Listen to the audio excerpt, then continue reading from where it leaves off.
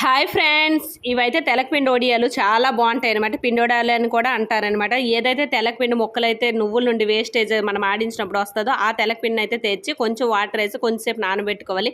అలా నానిన పిండిలోనే ఉప్పు, పసుపు, కారం అయితే వేసేయాలన్నమాట. తర్వాత లాస్ట్గా నిమ్మకాయలు మనకి ఎంత పులుపు కావాలో అంతగా పిండుకోవాలన్నమాట నిమ్మకాయలు.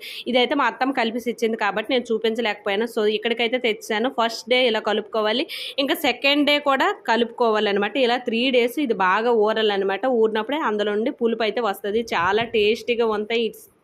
స్మెల్ కూడా చాలా బాగుంటుంది అనమాట. ఇలా థర్డ్ డే అయితే చిన్న చిన్న ఉండలుగా చుట్టుకొని ఇలా అనుకుంటే చాలు, వడియాలు అయితే రెడీ అయిపోతాయి. ఇంకా 1 year పాటు నిల్వ ఉంటాయి అనమాట. ఇవి పాడవు కూడా, చాలా టేస్టీగా ఉంటాయి. గంజానంలోకి అయితే చాలా బాగుంటాయి. నాకు చాలా ఇష్టం. సో మీరు కూడా ట్రై చేయండి. వీడియో నచ్చినట్టయితే లైక్ చేయండి, షేర్ చేయండి అండ్ సబ్స్క్రైబ్ చేయడం మాత్రం మర్చిపోకండి. ఇలా ఫైనల్గా మొత్తం అయిన తర్వాత ఇప్పుడైతే ఎండలో పెట్టుకోవాలి. 1 day ఎండ చాలు వీటికి. బాగా ఎండిన తర్వాత అయితే